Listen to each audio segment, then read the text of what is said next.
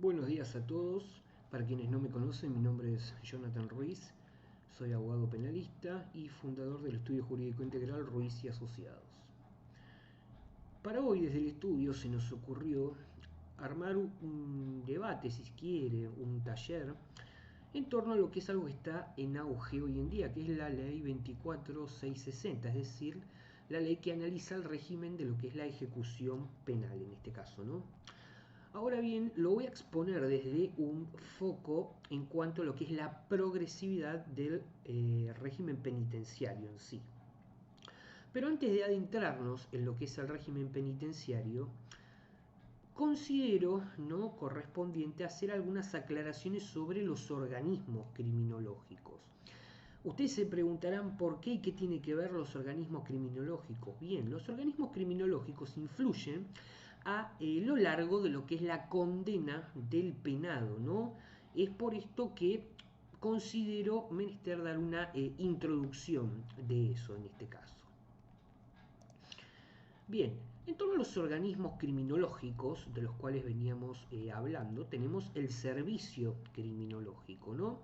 Ustedes se preguntarán qué es. Bueno, primero, en torno a la ley 24660, el servicio criminológico se encuentra en el artículo 185, ¿no? Esto se lo facilito como para que sepamos de qué estamos hablando y si en algún momento ustedes lo tienen que buscar, pueden tomar nota y saber, que es muy importante, a dónde ir a buscarlo, porque nos puede ser un recurso muy útil a la hora de litigar, ¿no? Para informarnos, ¿no? Y saber si las cosas están o no bien realizadas por las partes que voy a nombrar ahora. Bien, en torno a esto, el servicio criminológico, ¿no? Se va a encargar de las famosas tareas técnicas criminológicas, es decir que en principio este servicio va a tener que contar con una institución destinada, nos va a decir el artículo, a tales fines dentro del establecimiento carcelario, ¿no? Esto es que según el régimen de modalidades básicas de lo que es la ejecución de la pena en sí, ¿no? Los organismos técnicos criminológicos van a ser nombrados como servicio criminológico. Ahora bien, este servicio criminológico del cual yo les hablo, cuando nosotros lo nombramos tenemos que hacer referencia a justamente equipos multidisciplinarios. Esos son los servicios criminológicos. Y tienen, por supuesto, una finalidad. Esa finalidad es la de individualizar el tratamiento para el penado en sí, con un fin que claramente no es más ni menos que lograr su reinserción social.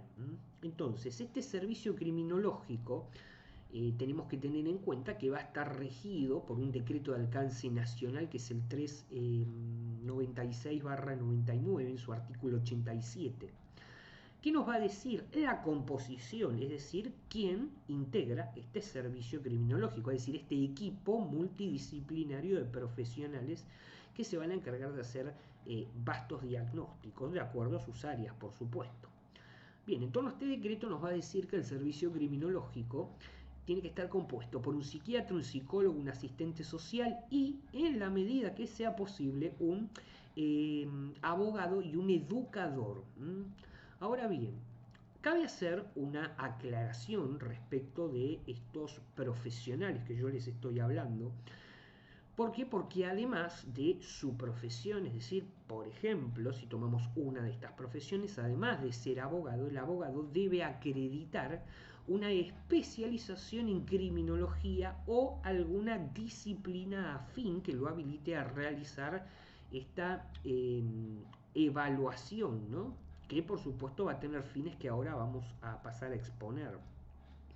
Por eso es acá donde a nosotros se nos debería ocurrir la pregunta, ¿cuáles son las funciones de este servicio criminológico, es decir, de este equipo multidisciplinario, ¿no? Entonces, en torno a responder esta pregunta, nosotros vamos a afirmar que el servicio criminológico va a tener determinadas tareas, ¿no? Y esas son, por un lado, realizar el estudio que ya sea de carácter médico, psicológico y por supuesto social del condenado, ¿no? En este caso. Esto es que va a formular un diagnóstico y sobre todo lo que se conoce como un pronóstico criminológico, que va a estar asentado, debidamente asentado en lo que es la historia criminológica.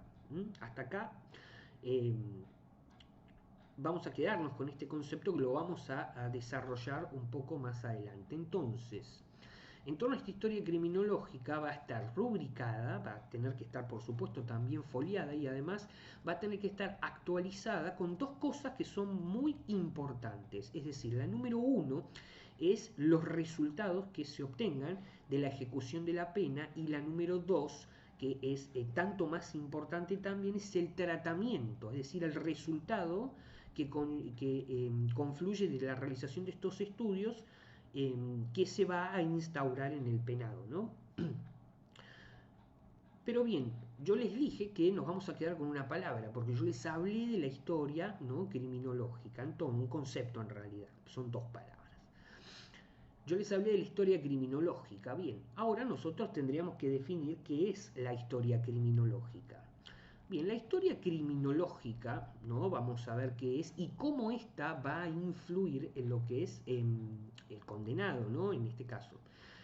Entonces, lo que vamos a conceptualizar es que es un documento, la historia criminológica no es más que un documento donde se van a albergar los resultados de la entrevista que se le haya realizado a este interno, ¿no?, objeto de estudio, por supuesto, durante esta fase de observación, ¿no? Entonces, ¿cómo tiene que estar compuesta o de qué tiene que estar compuesta esta historia criminológica de la cual yo les estoy hablando? Bien, la historia criminológica tiene que tener, por lo pronto, el testimonio de la sentencia condenatoria en primer lugar, el cómputo de cuál fue la pena que se le aplicó a esta persona, un estudio interdisciplinario de este interno por el cual por supuesto va a intervenir todos los profesionales antes nombrados, es decir, abogados, médicos, trabajadores sociales, psiquiatras, etcétera, ¿no?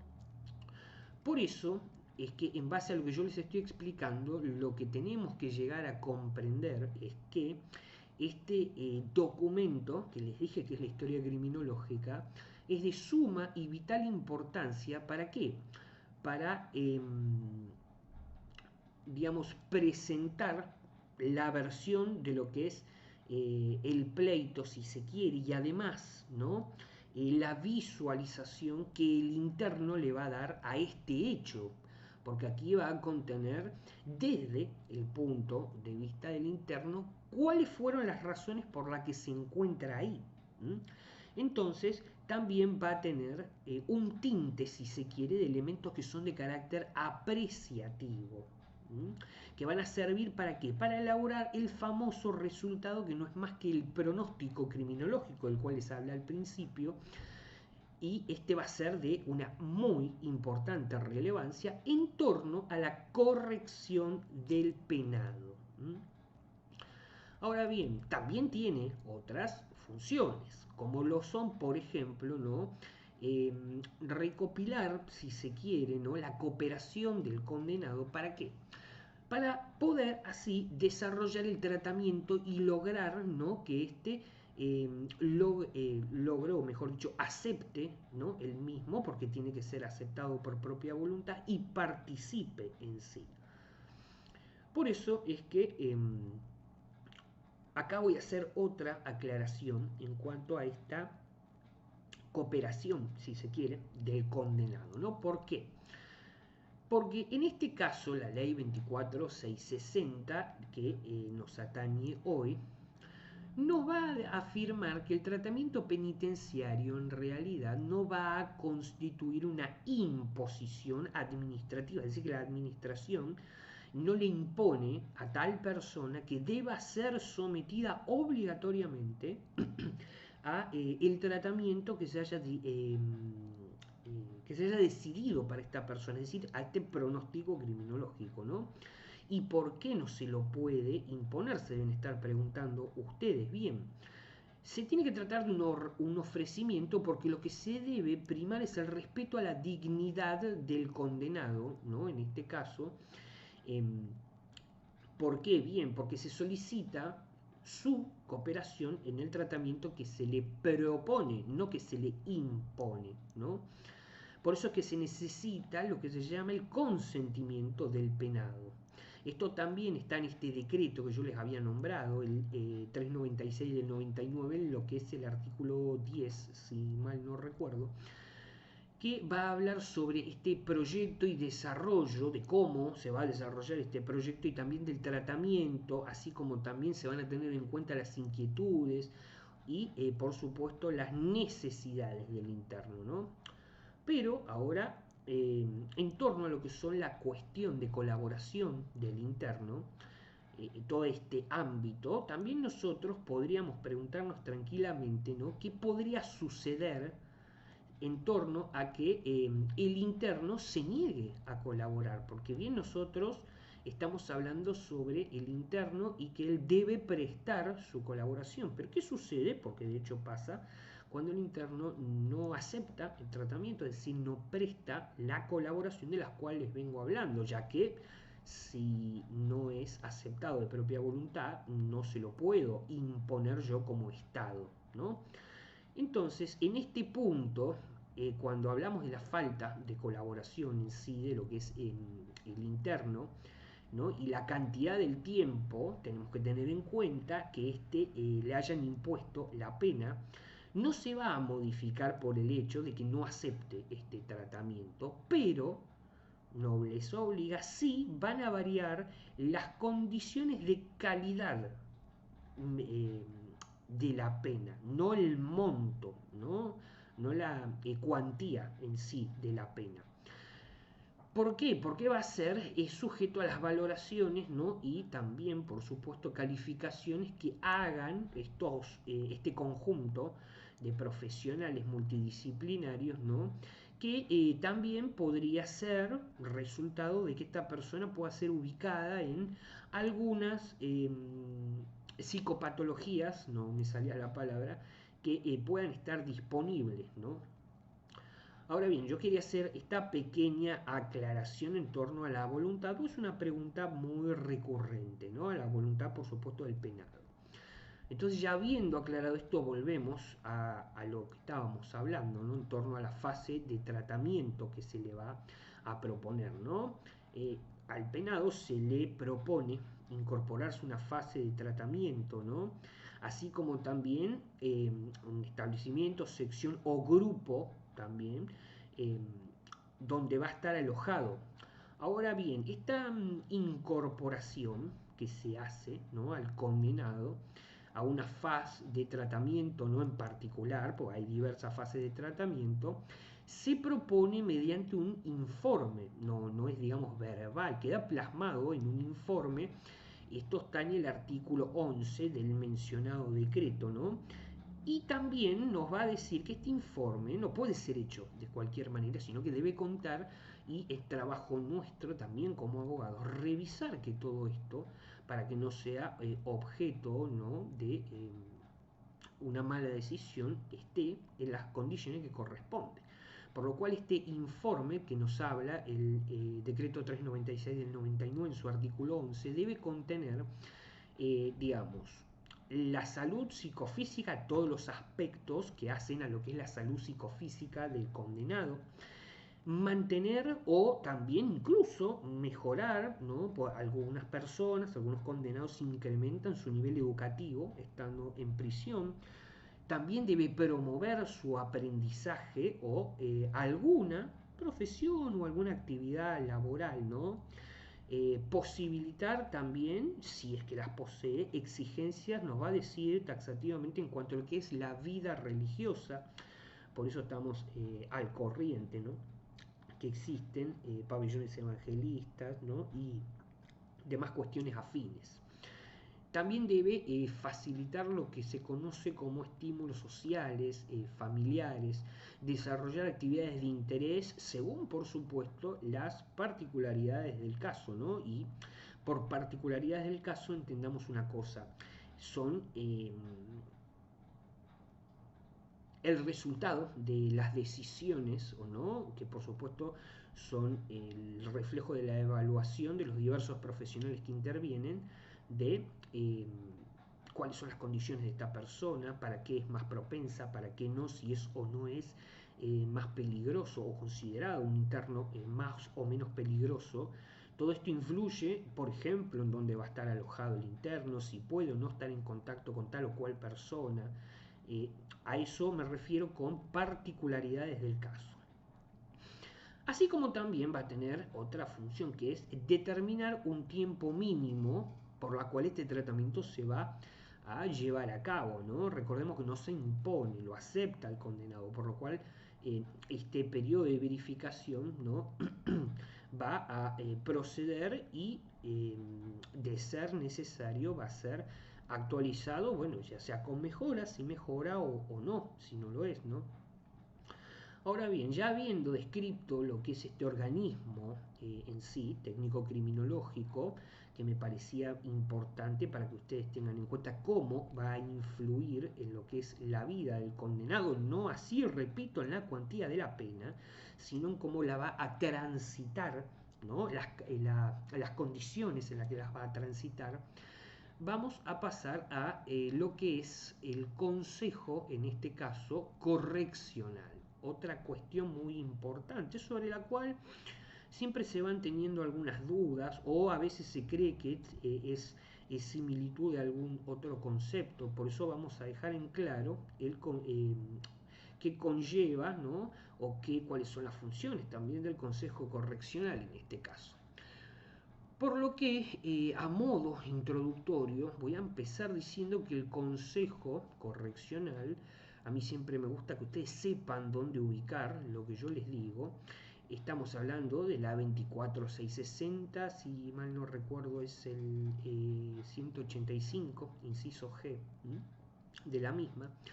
Nos va a hablar, ¿no? en sí sobre los establecimientos penitenciarios y que estos tienen que contar con al menos, nos dice, un consejo correccional. No nos da un número máximo, pero sí al menos un consejo correccional, ¿no?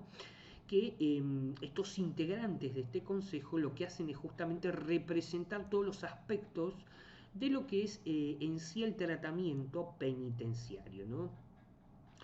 Ahora bien, nosotros estamos ya en condiciones de preguntarnos lo que es el consejo correccional. Aquí ya vamos a otro, ¿no? decreto reglamentario de la 24660 en el artículo 93, ¿no? Básicamente lo va a definir como un organismo que es de carácter colegiado, que va a tener una función principal que es el seguimiento de manera continua del tratamiento que se le va a imponer al interno, ¿no? Al condenado en este caso, y la procedente evaluación, ¿para qué? Para así poder tomar decisiones que hacen al caso concreto. Entonces, en base a esto, ¿no? este consejo no es más que un órgano colegiado en sí, que va a estar, ¿no? presidido por quién, por el director de la cárcel, el director del establecimiento carcelario, y a su vez lo van a asistir los responsables de cada área, ¿no? que van a integrar todo este tratamiento que recordemos va a ser producto va a ser producto del análisis de estos profesionales, ¿no? ¿Cuál es el tratamiento que se imponga? Entonces, ya habiendo conceptualizado esto, lo que vamos a hacer ahora es adicionar cuáles son las principales funciones de estos consejos, si se quiere, correccionales. Es decir, que estos consejos van a tener una función y es la de intervención, ni más ni menos, en todo lo que atañe al resultado del tratamiento que se programe para el condenado, ¿no? Es decir, que lo van a individualizar, por ejemplo, cuando corresponde aplicar cada uno, a qué interno, ¿no? Van a realizar la evaluación de los resultados, así como, por supuesto, el correspondiente seguimiento medio. Por eso es que en base a este decreto que nosotros venimos hablando, que ya ven que cuánto influye, qué importante que es conocerlo, el 396, 99, repito, artículo 94. A veces parezco repetitivo con esto, pero les repito, a mí por lo menos me interesa que ustedes sepan dónde ubicar cada cosa que ustedes toman nota o escuchan o saben, ¿no? Van a ser los siguientes, las funciones. Primero, calificar trimestralmente, importante cada cuánto, ¿no? Porque cuando nosotros agarramos la historia criminológica, ¿no? Cuando tomamos un caso, eh, todo esto que les estoy diciendo, digamos, básicamente el 70% es bastante precario, por no decir muy mal hecho. Entonces tenemos que saber cómo hacerlo bien para cuando nos encontremos que no está realizado correctamente, podamos tomar los recaudos necesarios, por supuesto, ¿no? Entonces tienen que calificar trimestralmente cuál va a ser la conducta, o cuál fue, mejor dicho, la conducta del interno, es decir, si tuvo problemas con los guardiacárceles, si se comportó debidamente, si acata órdenes, si tiene un perfil en sí problemático, ¿no? Básicamente como para redondear las cuestiones. Entonces, no se le va a proponer al director del establecimiento carcelario que este penado, este condenado avance de faz o retroceda también, por supuesto, ¿no? Ahora bien, la progresividad, ¿no?, del régimen penitenciario es en donde el penado se ubica y va, por supuesto, a retroceder o avanzar en ese marco, ¿no? Por eso esto se va a ver reflejado en casos, por ejemplo, de qué. Bien, de libertad asistida, condicional, salidas transitorias, ejecución de sanción disciplinaria, traslado, por ejemplo, a algún otro establecimiento, conmutación de pena, indulto. En todas estas cuestiones es donde se materializa este avance, si se quiere, o retroceso, por supuesto, según corresponda, ¿no? Por eso es que cuando nosotros llegamos particularmente a este punto, ¿no?, necesitamos también tener en cuenta otros factores. Por eso acá voy a hacer voy a parar un poco y voy a hacer algunas aclaraciones, ¿no? Lo que es el avance o el retroceso, porque ustedes, mejor dicho, se pueden estar preguntando en función de qué avanza o retrocede, más allá del general que sabemos todo, que es la simple y llana buena conducta o no. Bien, eh, es verdad que todo se engloba en lo que es la buena conducta o no, pero también hay muchas cosas más allá de esto, es decir, que el ingreso en sí, ¿no?, del condenado, el penado, a las distintas fases en sí de este tratamiento que les estoy nombrando, lo va a tener primero que proponer el organismo técnico criminológico con un dictamen por escrito. Ahora bien, más allá de que esto se cumpla, es decir, que el organismo lo proponga, ¿no?, por un dictamen escrito, como marca la ley, perfecto, ¿no?, en lo que respecta puntualmente a lo que es el avance o el retroceso del penado, ¿no?, una vez por supuesto que haya ingresado a lo que es el régimen de progresividad, tiene que contar con, o mejor dicho, como un requisito previo, ¿no?, la decisión del director del establecimiento. Es decir, por más que el organismo proponga el avance, el retroceso, digamos que hasta acá la palabra final la tendría el director de la cárcel, del establecimiento carcelario, que va a indicar esta fase o sección a la que se va a incorporar nuevamente o va a retrotraerse el condenado, ¿no? Ahora bien, mejor dicho, una vez que este dictamen, ¿no?, se produce, el director de este establecimiento carcelario tiene que resolver en 48 horas y fundada la decisión, ¿no? Y por supuesto va a remitir este informe, sí, bien digo, es un informe comunicacional al juez de ejecución, ¿no?, y al organismo también técnico criminológico, como venimos hablando. Es por eso que en qué va, básicamente, se nos puede ocurrir ahora a influir este dictamen, por ejemplo, si es a favor que avance una fase, sí, bien digo, el penado, ¿no?, que eleva acá el director de la cárcel del cual les estoy hablando. Bien, va a tener influencia por lo pronto en lo que es el artículo 105, es decir, el otorgamiento de recompensas. En eso va a influir, ¿no? ¿Por qué? Porque el artículo, digamos a grosso modo, El artículo 105 de la 24660 nos va a afirmar que los actos del interno, que por supuesto tengan como prioridad demostrar una buena conducta, voluntad de aprendizaje, trabajo en sí, ¿no? Van a ser estimulados mediante lo que se conoce como sistema de recompensas. Entonces, acá lo que vamos a aclarar es la acreditación, ¿no? En torno a esto, ¿no? Porque estos actos tienen que estar acreditados por el Consejo Correccional del establecimiento, ¿no? El cual, por supuesto, como lo acredita bien, recaba información de las distintas áreas. Por ejemplo, si el condenado trabaja, no sé, en la carpintería de la cárcel, en la librería o en alguna actividad, ¿no? Se le va a preguntar a quién dirige la actividad, cuál es el comportamiento, si alcanzó o no, por ejemplo, un nivel amplio de sociabilidad, si puede estar o no con otras personas, su desarrollo en sí. De esta manera es que se recaba estos datos para luego elaborar este grupo, este equipo multidisciplinario, el informe que a su vez le va a permitir al director del establecimiento carcelario, ¿no? Dictar si avanza o retrotrae una fase. Si avanza, haciendo una breve recapitulación, va a estar estimulado por este sistema de recompensas, ¿no? Y que se va a justificar por todo lo que les acabo de contar, recabando información. Ahora bien, lo que atañe a lo que son los dictámenes en sí, ¿no?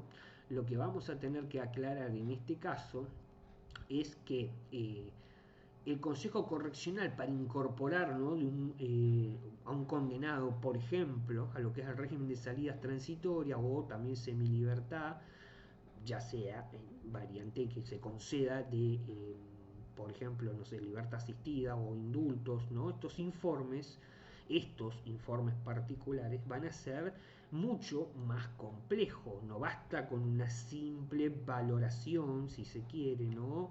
O una simple apreciación escrita del director del correccional. Por eso es que aquí ya estamos hablando o nos estamos acercando ya a lo que es el artículo 102 de este decreto, ¿no? Del 396 del 99.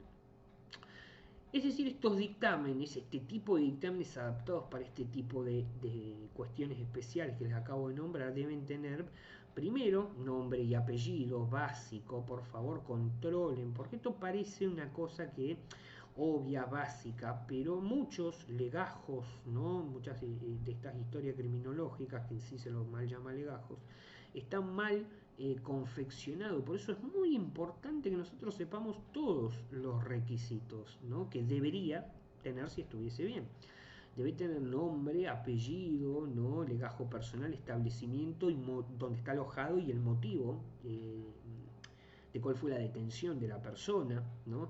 Ahora bien, ya cercándonos brevemente a lo que es pura y exclusivamente al informe criminológico, lo que tenemos que tener en cuenta en el informe criminológico es la motivación de, si se quiere, la conducta punible, ¿no? Es decir, este perfil psicológico, si se le ha dictaminado algún tratamiento, ya sea psicológico o psiquiátrico en este caso, y esto cuál va a ser el resultado de la aplicación en caso que se haya aplicado, ¿no? Porque recordemos que lo puede aceptar o no.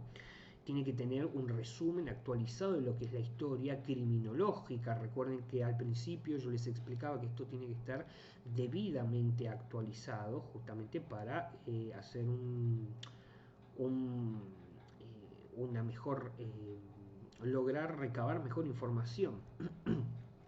Por eso es que también otro de los aspectos es destacar el informe, ¿no? Educacional. Es de destacar, ¿por qué? Porque aquí hablamos del nivel educacional del penado, porque pudo haber mejorado. Es decir, por ejemplo, se conocen muchos internos que terminan la secundaria e incluso, lógicamente, los que la tienen también se han recibido. Muchos también de abogados suelen estudiar, ¿no? Por supuesto, por obvias razones, pero se han recibido. Entonces aquí se va a ver reflejada también lo que es el aprendizaje profesional y si el penado tiende a participar, mostrar buena voluntad, ¿no? Para participar en lo que son actividades culturales en este caso. Ahora bien, ya habiendo destacado el informe educacional, tenemos que pasar al otro informe, es decir, vamos a pasar a hablar del informe médico en este caso. El informe médico tiene que contener el estado psicofísico actual, ¿no? Antecedentes clínicos, si posee alguna patología específica, debe mencionarla, ¿no? En caso de que, por ejemplo, hablemos de un penado que sea diabético en un grado que sea insulino dependiente, debe especificar si está siendo tratado y si necesita o no esta insulina, ¿no? Y cuál es la posibilidad de la continuación en torno a esto, ¿no? Por otro lado tenemos también el informe social que habla sobre básicamente fecha de nacimiento, lugar, estado civil, si tiene un núcleo familiar o dónde podría reintegrarse, ¿no? Y el perfil socioeconómico.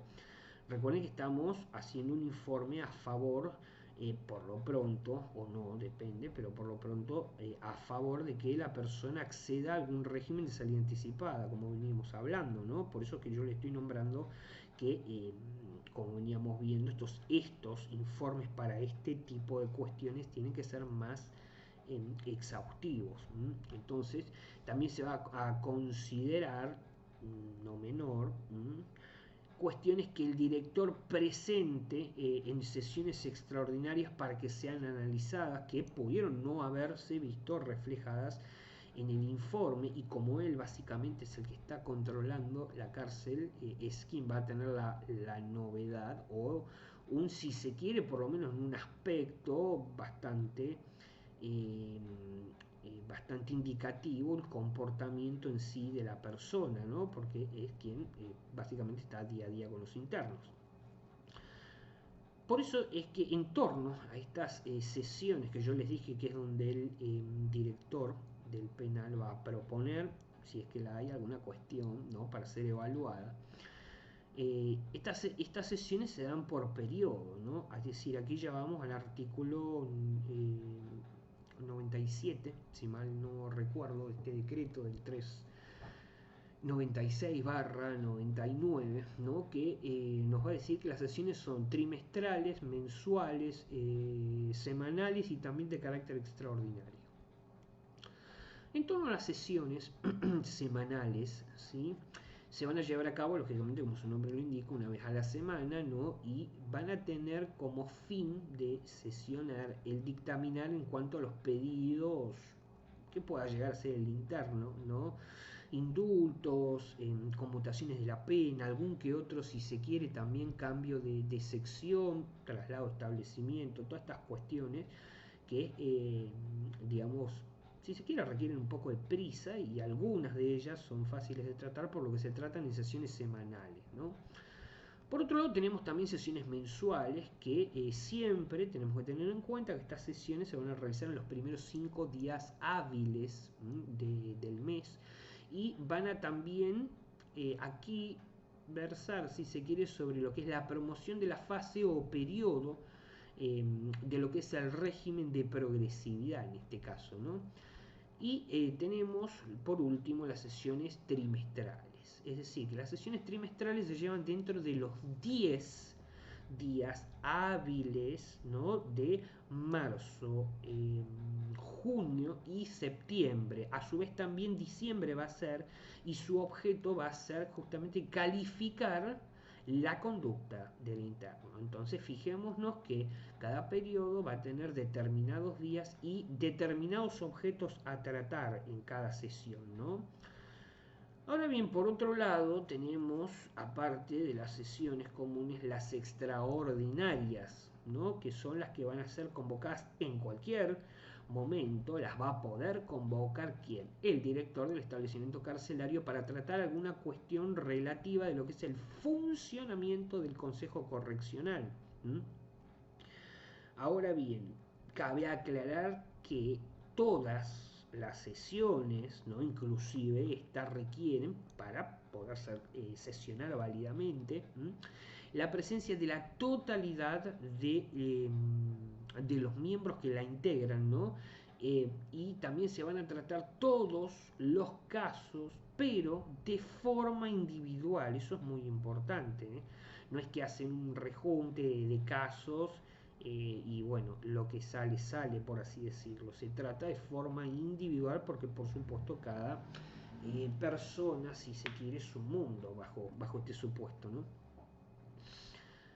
Ahora bien, ya habiendo hecho estas aclaraciones, vamos a hablar en sí, en esta parte, sobre la progresividad, ¿no?, del régimen penitenciario. Ya nos vamos a meter de lleno en la progresividad del régimen penitenciario. Ahora bien, a modo de introducción vamos a afirmar, o vamos a, mejor dicho, antes de empezar a hacer afirmaciones, vamos a hablar de lo que son las modalidades básicas de lo que es la ejecución de la pena en sí, enfocado a lo que es, por supuesto, la progresividad del sistema penitenciario, es decir, hablamos del artículo 12 de la ley 24660 en este caso, ¿no? ¿Qué nos va a decir este artículo 12? Bien, nos va a decir, o nos va, mejor dicho, a circunscribir el régimen penitenciario que se va a aplicar al condenado en este caso, ¿no? Es decir, cualquiera fuere la pena que se le imponga, ¿no? Se va a caracterizar de manera progresiva y va a constar de, primero, ¿no? Acá es donde vamos a ver el orden, porque yo les hablé sobre que el penado podía avanzar o no de faz, ¿no? Entonces acá estos periodos, nosotros acá es donde los vamos a ver en orden. Primero tenemos la observación, que es la primera periodo o faz que va a transitar quien esté privado de su libertad. Va a avanzar, siempre teniendo en cuenta que avance, ¿no? Por supuesto lo vamos a explicar de esta manera. Va a avanzar hacia lo que es el periodo de tratamiento, luego al de prueba y por último al de libertad condicional, ¿no? Es decir que en este entonces vamos a hablar sobre los periodos que van a componer el régimen penitenciario. ¿Por qué? Porque esto nos va a permitir apreciar una serie gradual, si se quiere, y por otro lado concatenada de etapas. Es decir, que cada una va a constituir básicamente un proceso en sí misma. Por eso es que nosotros afirmamos en esta parte en relación a lo que es la primera etapa, ¿no? La observación comprende dos cuestiones diagnósticas, es decir, se va a enfocar en lo que es la atención, si se quiere, del individuo en torno a lo que este individuo condenado no pueda conocer, variantes, si se quiere, explicativas de la conducta. Entonces, luego a partir de conocer estas variantes es que se va a aplicar o se va, si se quiere, a diseñar un programa de tratamiento que, por supuesto, repasemos, no puede ser impuesto, es decir, tiene que ser aceptado por plena voluntad por el condenado para poder superarlo, ¿no? Entonces, en cuanto a esta implementación sí, bien digo, de medidas, si se quiere, ¿no? Se va a llevar a cabo el periodo de tratamiento en el cual básicamente el avance del interno aquí va a estar dentro de lo que son las subetapas, por así llamarlo, que van a conformar esta etapa, ¿no? Va a estar todo plasmado por evaluaciones periódicas en este caso. Por eso es que en cuanto, por ejemplo, a que nosotros podamos incorporar al penado al periodo de prueba, esto va a ser un resultado conjunto, es decir, acá se va a conglomerar, si se quiere, ¿no? Un accionar conjunto en cuanto a lo que es lo individual y lo institucional articulado, es decir, esta buena voluntad, este buen comportamiento, este conjunto de cosas visto individualmente desde el penado, más que todas las cuestiones institucionales que les vengo describiendo funcionen adecuadamente, lo cual ya sabemos que es bastante complejo, pero bueno, esto es así como debería suceder. Ahora bien, durante este periodo y por supuesto también mediante lo que son estas evaluaciones que yo les venía hablando, lo que se va a intentar es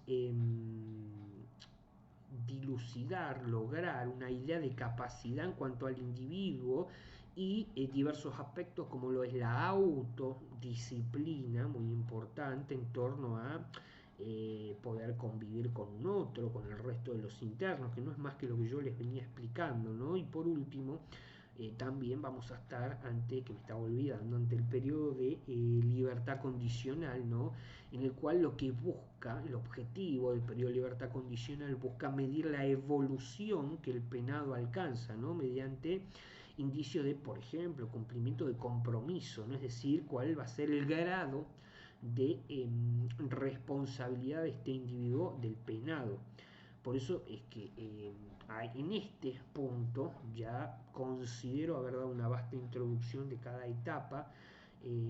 Por eso es que ahora vamos a describir exhaustivamente, ¿no?, cada una de estas. Primero vamos a comenzar, valga la redundancia, por lo primero, que es el periodo de observación, ¿no? Es la primera fase que va a transitar, que es un poco lo que veníamos hablando desde el inicio de la clase, ¿no? En torno a que aquí estamos ubicados, primero y principal, en el artículo 13. El artículo 13 de la 24660, ley de ejecución.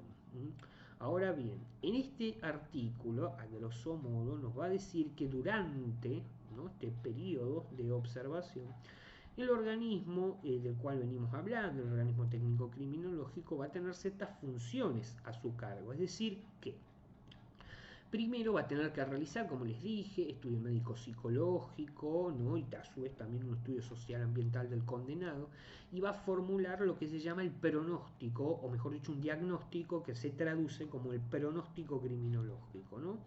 Que va a estar, por supuesto, recordemos, debidamente asentado, ya les expliqué cuáles son las medidas, en cuanto a la confección, por supuesto, en la historia criminológica, en este documento que básicamente plasma el tránsito del penado por lo que es el instituto carcelario.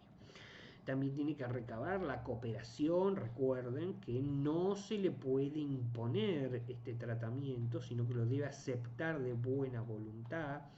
También tiene que determinar, si se quiere, un tiempo mínimo, ¿no? Y este tiempo mínimo siempre es para decidir la verificación de los resultados de este tratamiento, por si ya lo superó o no, o hay que corregirlo, ¿no? Estos son algunas de las múltiples aristas que pueden resultar de esta revisión, ¿no?, fijada. Por eso es que en sí este periodo, ¿no?, en cuanto a lo que es la actividad en sí penitenciaria, se va a relacionar con el grado, mejor dicho, la actitud, el grado de actitud que va a ofrecer el condenado en cuanto a este tratamiento que se le haya ofrecido, ¿no?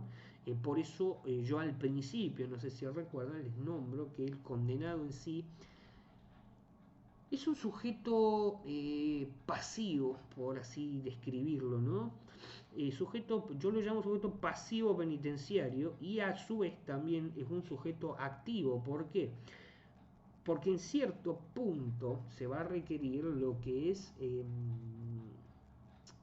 su participación, su buena voluntad, si se quiere, la cooperación, ¿no? Todo por eso en pos de lograr este tratamiento que se le impone, ¿no? Por eso es que acá tenemos que tener en cuenta dos factores que son fundamentales en este caso. Es decir, primero, de este artículo nosotros venimos hablando, ¿no? Lo que se va a extraer es que este carácter, si se quiere, interdisciplinario, que va a conllevar el tratamiento de reinserción social, ¿no? Se va a requerir la participación de este personal, ¿no? Es decir, de este equipo interdisciplinario, médico psicólogo del establecimiento carcelario, por supuesto, debido a que se va a tener que determinar un diagnóstico, ¿no?, y un pronóstico en realidad criminológico del penado. Y por otro, que más allá de que taxativamente es obligatorio, ¿no?, la observación de lo que son normas en lo que hace a la regulación de la disciplina, la convivencia, etcétera, esto no va a, si se quiere, por si alguno lo interpreta mal, constituir una imposición por parte de lo que es la administración, el Estado, sino que sigue siendo, más allá de que se sugieran determinados tratamientos, un ofrecimiento. En cualquier caso, el penado está en su derecho de rechazarlo, ¿no? O aceptarlo. Por eso es que siempre yo repito, a veces parezco insistente, pero es muy importante que quede claro que por más que la administración, el Estado, ¿no? Decida, si se quiere, y decida, por supuesto, fundado siempre en razón de lo que son los exámenes del organismo, del organismo, no, del equipo interdisciplinario, los resultados, esto no es una imposición, sino es un ofrecimiento. A vos se te ofrece esto, vos podés aceptarlo o no, estás en todo tu derecho en cualquiera de las dos decisiones. Por eso es que bajo lo que es este periodo de observación, esas serían, digamos, las causas o los afines más importantes. Por eso es que, ya habiendo descrito eso, ahora vamos a pasar a la segunda fase, que es el periodo de tratamiento, ¿no? Hablamos de, básicamente, sí, en buena medida, podríamos decir que hablamos del artículo 14, ¿no? ¿Por qué? Porque en la medida que, si se quiere, ¿no? Se permite una mayor o menor especialidad de lo que es, esto es complicado plasmarlo, ¿no? En lo que es una mayor o menor especialidad de establecimiento penitenciario, en este caso el tratamiento podría ser, digamos, seccionado, fraccionado en fases que, digamos, importen lo que es el condenado una atenuación, sí, una morigeración, una atenuación paulatina de lo que son las restricciones que, por supuesto, son inherentes a la pena, porque no nos olvidemos que no está premiado por su buen comportamiento en una cárcel, ¿no? Entonces, es en base a esto que se puede incluir algún cambio de grupo, de sección dentro de lo que es el establecimiento, o incluso, recordemos, también importante, el traslado de un establecimiento a otro. Entonces, bajo esto, bajo este artículo, es que esta sucesiva incorporación del condenado a estos diferentes, si se quiere, fraccionamientos de lo que es la pena, va a estar dividido en etapas, que es la socialización, la consolidación y la confianza, ¿no? Es decir, que todas estas cosas lo que van a, en lo que se va a ver plasmado, son la disminución, si se quiere, de la rigidez de lo que es el encierro, como nos va a hablar de ahí, el encierro carcelario, y también estas restricciones, ¿no? Que por supuesto son inherentes a lo que es la pena en sí. Por eso es que acá vamos a ver todas estas aristas que se dividen de esta fase que acabo de nombrar, ¿no? Siendo por supuesto la primera la socialización, es decir, que en este periodo el Consejo Correccional lo que va a hacer es considerar recomendaciones que formule el servicio criminológico para un tratamiento penitenciario, ¿no? Es por eso que ya teniendo estos elementos del servicio criminológico para el tratamiento penitenciario, ¿no? Y siempre y cuando tengamos en cuenta que antes de 15 días el Consejo en sí correccional va a tener que fijar cuáles son las diversas medidas, pautas, si se quiere, en torno a lo que es la capacitación, la salud psicofísica, la formación profesional, la actividad laboral, etcétera, todo lo que les venía contando, ¿no? Para poder procurar o de alguna manera incentivar, si se quiere, lo que es la participación activa de la persona, ¿no? Por otro lado, les había hablado de la segunda arista, para que ustedes lo entiendan, que es la consolidación en este caso. La consolidación se va a iniciar en los momentos en cuanto a que el interno en sí haya alcanzado los objetivos de la fase anterior, ¿no? Porque por algo hablamos de que esto es progresivo. Es decir, que una vez que el interno haya alcanzado estos objetivos de la fase anterior, vamos a pasar a la consolidación, donde eh, aquí vamos a ver una cotidiana, si se quiere, aceptación de las normas, también la posibilidad de asignarle actividades con menor grado, si se quiere, de control o de medidas restrictivas, por ejemplo, ¿no?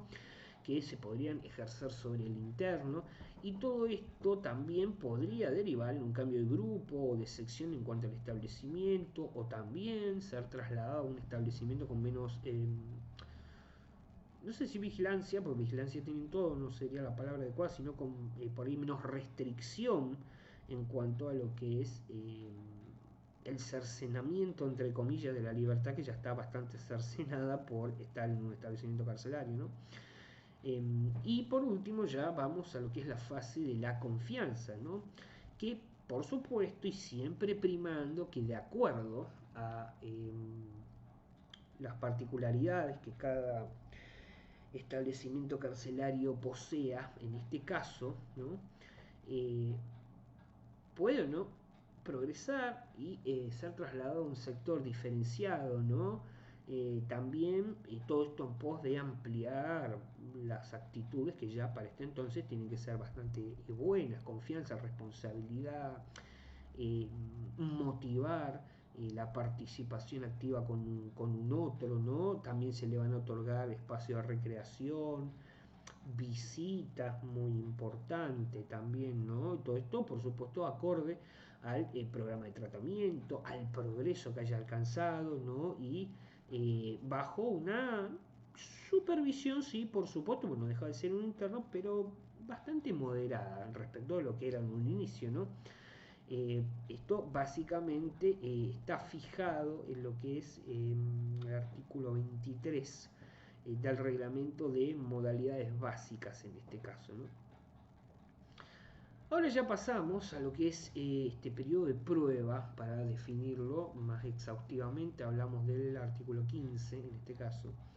En cuanto al periodo de prueba, va a comprender la incorporación del condenado, por supuesto, a un establecimiento abierto o de lo que se conoce como sección independiente, que en principio se base, por supuesto, en lo que es la autodisciplina, ¿no? Es decir, no sé si alguna vez ustedes escucharon en este establecimiento la cárcel sin rejas. Bueno, estos establecimientos que son abiertos, que son, por supuesto, para internos que no representan ningún peligro, o no un peligro latente, por así decirlo.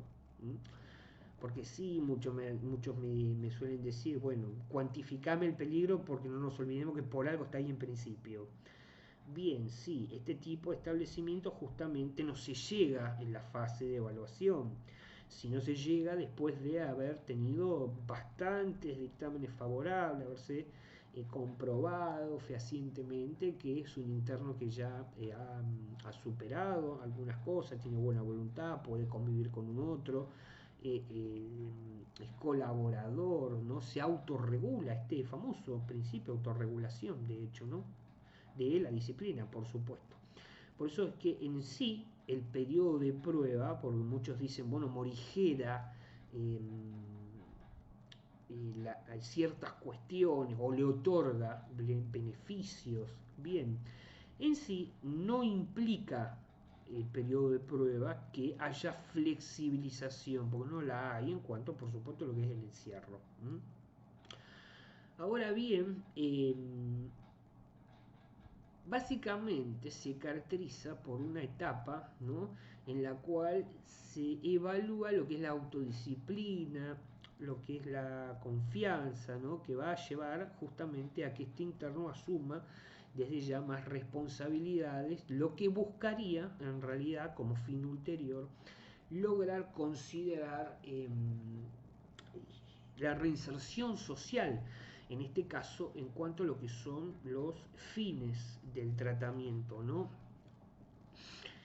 Esto es debido a que también tenemos que tener en cuenta la incorporación del penado en el periodo de prueba, lo va a habilitar a qué cosa? A ser, por un lado, incorporado en regímenes de salida transitoria y por otro también en lo que es la semi-libertad, no me salía la palabra, ¿no? Que son, por supuesto, requisitos que van a estar, que son, mejor dicho, excluyentes, y están en el artículo 27 de lo que son las modalidades básicas, el reglamento, que yo le había nombrado en modalidades básicas, así como también en la 24660, si mal no me falla la memoria, en el 56 bis en este caso, ¿no? Ahora bien, también, habiendo ya descrito esto, no les obliga, cabe destacar que, como casi todo en la rama del derecho, tiene excepciones. Es decir, que hay excepciones a lo que es las modalidades básicas, que es lo que venimos hablando hasta ahora, en lo que es la ejecución. Es decir, seguimos por ahora, para que ustedes lo ubiquen en el articulado, seguimos en el artículo 56 bis del que estábamos hablando.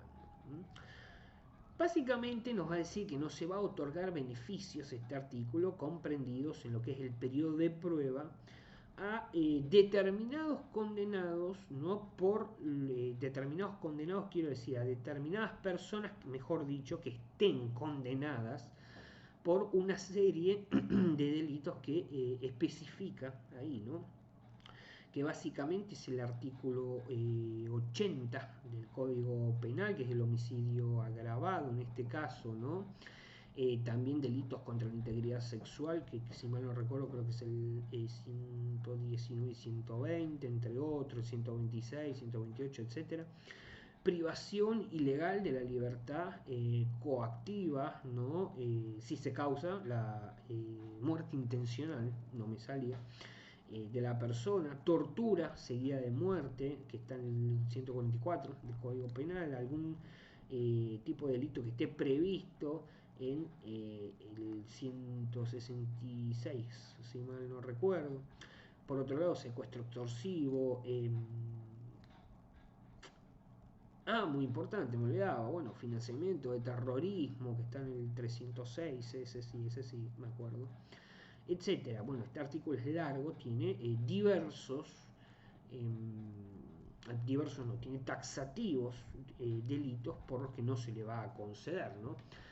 Por eso es que hasta acá, si nosotros venimos analizando un poco, haciendo un breve repaso de todo lo que vengo explicando, se nos debería ocurrir una pregunta, ¿no? Es decir, ¿cuáles son los requisitos que son, por otro lado, necesarios para que el interno aplique para recibir lo que, o para ser, mejor dicho, incorporado al régimen de semilibertad o salidas transitorias? Bien, en este caso vamos a hablar sobre el 17, el artículo 17 de la 26813, el que lo va a plasmar de una manera muy clara, ¿no? Porque esta es una discusión bastante álgida, aunque usted no lo crea.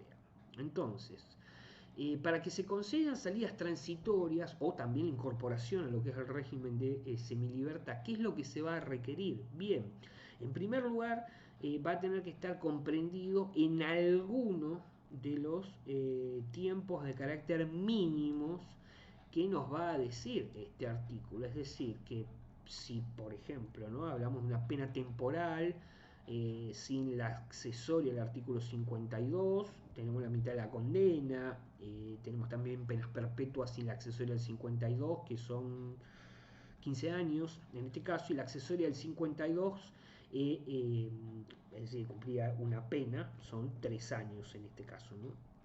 Por otro lado, también va a marcar como requisito no tener causa abierta donde básicamente interese o tenga pedido de detención o también alguna otra condena pendiente. Tener un concepto favorable en cuanto a lo que es la evolución por parte de los dictámenes del organismo técnico criminológico.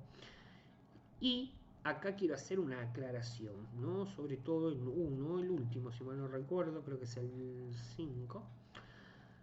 cuando hablamos de personas condenadas por delitos previstos en el 119, ¿no? Es decir que, del Código Penal. Es decir que antes de, si se quiere tener una decisión, se va a requerir un informe del equipo interdisciplinario, ¿no? Y del juzgado de ejecución, y se va a notificar a la víctima. Hablamos de delitos sexuales, ¿no? Me olvidé aclarárselos, perdonen. Y se va a escuchar a ver si esta desea, ¿no?, manifestarse, básicamente hablando. Entonces acá ya vamos, ¿no?, suponiendo que todo está en orden hasta este punto. Vamos a hablar de la incorporación a lo que es el régimen de semilibertad en este caso, ¿no? Es decir que vamos a hablar del artículo 23. ¿Por qué? Porque la semilibertad lo que hace, ¿cuál es el fin? Se preguntarán bien. Lo que permite es que el condenado trabaje fuera del establecimiento carcelario, obviamente, sin supervisión continua en este caso, ¿no? ¿Por qué? Porque lo va a hacer en igual condición a cualquier persona que tenga su vida libre, es decir, que no esté en un establecimiento carcelario, ¿no? Ustedes dirán, bueno, ¿qué quiere decir en igual condición o que abarca? Porque es bastante abarcativo lo que acabas de decir, bien. Hablamos de igual salario, seguridad social, ¿no? La única diferencia es que, por ejemplo, el trabajador vuelve a su casa, el interno tiene la obligación de volver al penal, ¿no? Y para esto tiene que tener, digamos, para que esto se cumpla, valga la redundancia, tiene que tener asegurado una ocupación adecuada, ¿no? Y reunir, por supuesto, los requisitos del artículo 17. Ahora bien, ya habiendo hecho, ¿no?, todas estas eh, aclaraciones, estamos en condiciones de avanzar con lo que es el régimen de la libertad asistida y salidas transitorias en este caso, ¿no? Por lo que acá vamos a hacer algunas aclaraciones que yo considero pertinentes en cuanto a la etapa intermedia, los regímenes que acabo de mencionar, ¿no? Por ejemplo, el régimen de como etapa intermedia de pre-libertad. Es decir, que en este programa, porque es un programa el de prelibertad que está en el artículo 30 de la ley de ejecución, la 24660, ¿no?, todos los condenados tienen que estar incorporados, ¿no?, a este programa entre 60 y 90 días antes del tiempo en que el interno pueda acceder a lo que es la libertad, al régimen de libertad asistida o, en su defecto, al de libertad condicional. Por eso es que este programa de pre-libertad mínimamente nos va a decir, tiene que contener, tiene que incluir información o consideración con el interesado, es decir, con el penado, en torno a las cuestiones a las que éste va a afrontar a su egreso. Recordemos que estando encerrada la persona pierde noción de lo que es la vida, por contraposición fuera de los muros. Entonces hay que asegurarnos estas cuestiones. También se va a verificar que lamentablemente en la práctica esto nunca sucede, ¿no? El documento de identidad, ¿no?, que pueda salir del establecimiento carcelario con un documento de identidad, ¿no?, que va a ser indispensable, que esté vigente, por supuesto, y de ser necesario inmediatamente se debería desde el establecimiento tramitar uno en caso de que haya alguna inobservancia, algún defecto, lo que sea, ¿no?, o que no se tenga directamente, que es lo más probable. Y también, ¿no?, hay que tomar recaudos en cuanto a lo que es el traslado, la vestimenta, en qué lugar se va a radicar la persona. En caso de ser necesario, por supuesto que este lugar cuente con las cuestiones necesarias para la hipotética continuación de un tratamiento médico, por ejemplo, algún interno que es insulino dependiente, entre otras cuestiones, ¿no? Ahora bien, una vez que este programa de prelibertad termina, se transita correctamente, ya vamos a entrar en lo que es propiamente la incorporación al régimen de, en este caso, salidas transitorias. Bien, como para dar una breve introducción, al hablar de lo que son las salidas transitorias, nosotros tenemos que entender estas como un instrumento que va a estar dirigido, si se quiere, a morigerar los efectos que, como les venía hablando recién, ¿no? Vieron que todo está concatenado, y los efectos del encierro prolongado producen en la persona, ¿no? Es decir, en aquellos que están, por supuesto, eh, privados, ¿no? Al revés, de su libertad, y justamente esto causa un efecto desocializador en la persona, ¿no? Justamente este es el primer paso, lograr superarlo para una reinserción social del interno, ¿no? Por eso es que el artículo en sí, 16, no sé si se los mencioné, el artículo 16 en cuanto a las salidas transitorias nos va a otorgar una duración, es decir, cuánto van a durar estas salidas transitorias, que por supuesto van a ser progresivas, ¿no? Y fundamentalmente, ¿por qué son progresivas? O mejor dicho, lo que es importante, ¿en base a qué?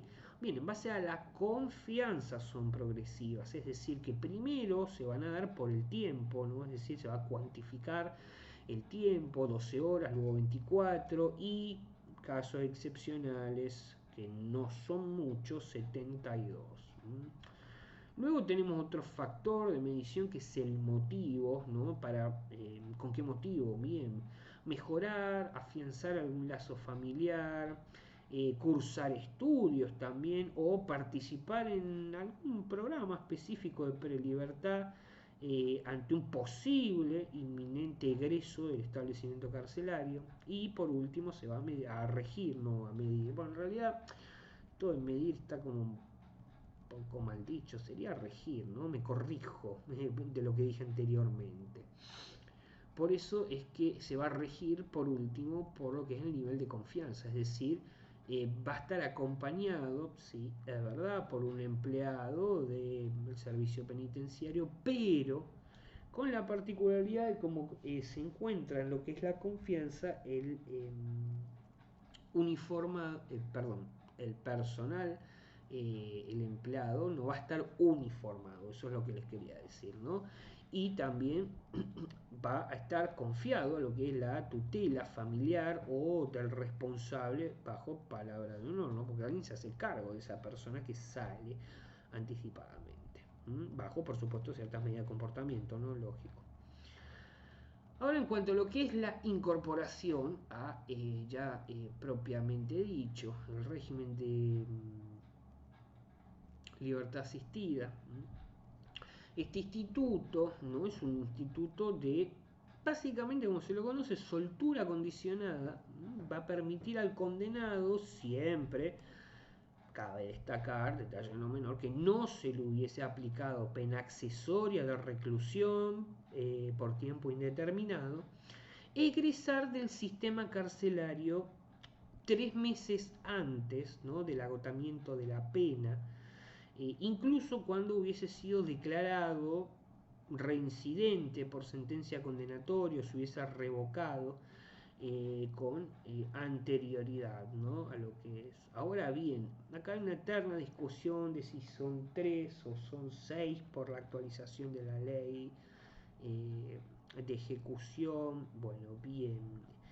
No voy a ahondar en ese sentido, porque en el periodo de 3 o 6, hoy vamos a tratar la 24660, en una próxima clase trataremos las actualizaciones que se han dado respecto a la ley 24660, ¿no? Porque yo no les puedo hablar de una actualización si primero nobleza obliga, no tienen un conocimiento acabado de qué es lo que se está actualizando, ¿no? Por eso es que esa discusión la dejamos para el próximo segmento, por lo que vamos a continuar en torno a que la libertad asistida, ¿no? Está básicamente entendida como la libertad condicional de los reincidentes, si se quiere, ¿no? ¿Por qué? Porque va a constituir en sí, estoy a su vez buscando una forma simple de poder explicarlo, constituye lo que es básicamente una reinserción de la persona en un medio libre, sin vigilancia, ¿no? Es decir, que no va a tener que cumplir requisitos que suelen ser de carácter negativos, ¿no? Que van a estar exigidos para la libertad condicional. Ahora bien, por otro lado, esto no va a querer decir que este instituto, ¿no? Solo puede ser solicitado por los condenados que son declarados reincidentes, sino que también aplica a condenados primarios, iba a decir primerizos, sí, bueno, primarios. ¿Por qué? Porque en sí lo que tenemos que analizar es que la intención del legislador respecto, mejor dicho, de este instituto, en cuanto a la 24660, ¿no? Fue establecer un nuevo régimen de cese, ¿no? Del encierro en sí, penitenciario obviamente, en cuanto a establecer conclusiones similares a lo que es la libertad condicional para los casos en sí que quedaban por fuera de esta, ¿no? Entonces, una vez que aclaro esto, lo que normalmente suele surgir como interrogante es cuáles son, ¿no? Los requisitos, si se quiere, para que proceda este régimen del cual les vengo hablando. Bien, la libertad asistida va a exigir requisitos que son de carácter positivo en torno a que se acredite el cumplimiento del encierro, recordemos, bajo la 24660 hasta 3 meses antes de lo que es agotar la pena, y que el condenado también posee un grado máximo, ¿no? De conducta que va a ser susceptible de alcanzar, por supuesto, según el tiempo en sí, ¿no? Ahora bien, respecto de las condiciones, que es otro punto importante que no me quería olvidar, aquí nosotros estamos en condiciones de, o por lo menos se nos debería, ¿no? Ocurrir la pregunta en torno a qué normas de conducta, que se acuerdan que yo les venía hablando hace un rato, bajo supuestas normas de conducta, va a salir antes, cumplir el condenado una vez que obtenga, ¿no? Esta soltura, esta libertad. Bien, particularmente en lo que hace a la libertad asistida, va a implicar que va a tener que cumplir con determinadas cosas como, por ejemplo, en un plazo prudente, presentarse ante el juez de ejecución o el patronato de liberados, etcétera, cumplir con las conductas positivas, ¿no? En que van a fijar el juez de ejecución o el juez competente de acuerdo a las circunstancias del caso. Por ejemplo, tenemos residir en el domicilio que se consigne en la resolución judicial, desempeñar un trabajo honesto, aceptar activamente algún tratamiento, ¿no? Si fuese necesario, entre otras cuestiones, ¿no? También reparar, importante, el famoso verso, reparar en la medida posible los daños causados por el delito en los plazos y condiciones que el juez fije, ¿no? Y fíjense que tan famoso es que ya uno lo saca de memoria. Ahora bien, ya habiendo terminado con esta etapa, vamos a pasar a describir la incorporación al régimen de libertad condicional, ¿no? Por eso es que en principio, ¿no? Este instituto se va a encontrar tenemos que saber que este instituto existe desde 1921, pero también, no les obliga, sufrió muchas modificaciones, ya sea por la 25892 y la ley que modifica a la 24660 de la que estamos hablando, que es la 27375. Esa es la ley que está actualmente vigente, que es la que vamos a tratar en el próximo segmento. Por eso yo primero quería darles, ¿no? La 24660 para que tengamos una base acabada, y luego vamos a pasar a cuáles son las modificaciones que se hacen sobre la que hace, mejor dicho, la ley 27375, que es la actual ley vigente, ¿no? Respecto de la 24660 o sobre la 24660. Ahora bien, en lo que respecta a lo que es el código penal, ¿no? Este instituto va a estar regulado en el artículo 13, sí, el 13 del Código Penal, en el cual el condenado, ya sea a reclusión o prisión, que nos va a decir hubiere cumplido 35 años de condena, quien esté condenado también a reclusión por 3 años o menos, que hubiese cumplido un año de reclusión u 8 meses de prisión, ¿no? Hasta acá, y siempre que se observen, ¿no?, los reglamentos carcelarios, podría obtener por resolución judicial, en este caso, y a su vez previo informe del Consejo, un pronóstico favoritario en cuanto a lo que es la reinserción social bajo determinados términos, ¿no? Como lo son, por ejemplo, residir en el lugar, volvemos a lo mismo, que termina la autosoltura, adoptar una profesión lícita, iba a decir decente, pero no lícita, no cometer, otro por supuesto, ni más ni menos, otro delito, someterse también al patronato liberado o presentarse ante el juez, eso de acuerdo a la autosoltura, básicamente hablando. Ahora bien, vamos a hacer algunas aclaraciones pertinentes a lo que yo venía hablando, ¿no? Sobre todo a este artículo que yo venía hablando. ¿Por qué? Pues este artículo lo va a modificar la 25892, ¿no? En cuanto a que le extiende en sí el límite temporal de cumplimiento a las penas de particularmente, repito, particularmente a las penas de reclusión y prisión, y los va a extender hasta 35 años, ¿no? Ahora bien, en cuanto al artículo 13 del Código Penal, se va a entender como complementario con el 28 y 29, y a su vez también 29 bis de lo que es la ley 24660.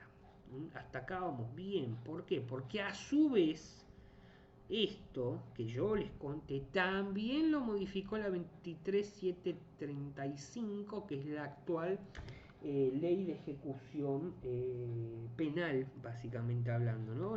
Repito, que está actualmente vigente. Es decir, que si seguimos una cronología de lo que yo acabo de contar, ¿no?, lo que se va a tener en cuenta es que el 28 de la 24660 va a establecer requisitos en torno a lo que es el otorgamiento de la libertad condicional, ¿no?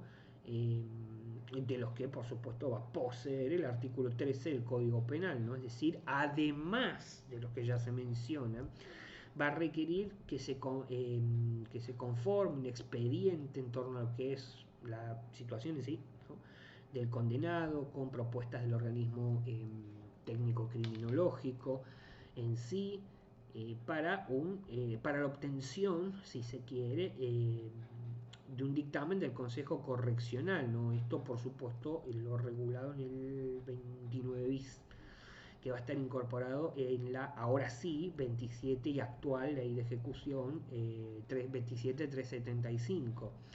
Es decir, que esta nos va a indicar que 40, el actual 45 días antes de los fijados en el código, y esto va a ser en torno al acceso a la libertad condicional. Por eso es que nosotros decíamos 30. Bueno, ahora ya sabemos que la 27375 nos dice que son 45 días, ¿no? Donde el interno, perdón, no me salía el interno, tiene que solicitar mediante un trámite, porque ojo, esto también es menester aclararlo, no procede nunca de oficio, lo solicita el interno, por supuesto mediante este trámite, ¿no? Y también no me quería olvidar aclarar que el artículo 17, ¿no?, del Código Penal, en este caso, nos va a hablar sobre la imposibilidad, ¿no?, de solicitar nuevamente que aplique este instituto cuando por algún motivo, se hubiese revocado anteriormente. Es decir, que a quien se le revoque este instituto no puede volver a solicitarlo, básicamente hablando. Ahora bien, una vez que nosotros llegamos acá, surge la duda más común de todas, ¿no? Y esta sería, ¿qué diferencia tiene el Instituto de la Libertad Asistida mediante lo que es la libertad condicional? Bueno, eso es fácil de responder en este caso. Bien, la diferencia es que, en principio, a diferencia de la libertad condicional, ¿no?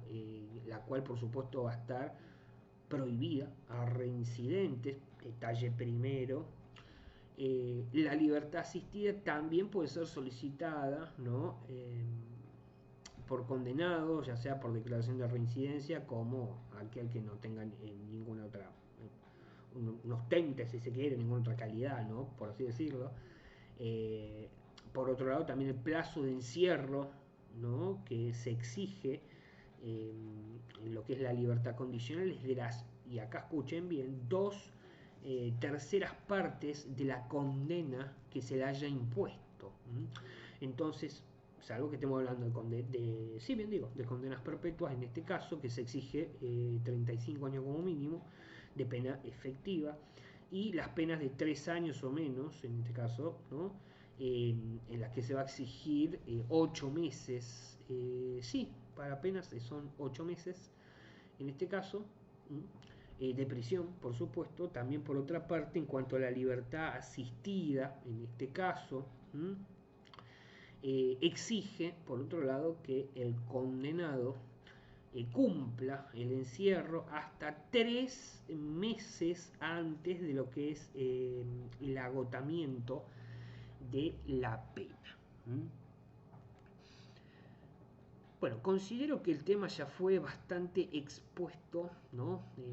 El día de hoy, por lo menos para tener un conocimiento bastante acabado. Solucionamos algunas dudas, algunos mitos que siempre conversamos acá con los colegas y demás, ¿no? Que a veces hay una duda que diferenciar cómo pasa esto, por qué pasa esto, por qué no se hizo tal cosa. Bueno, mucho de eso se ha solucionado hoy.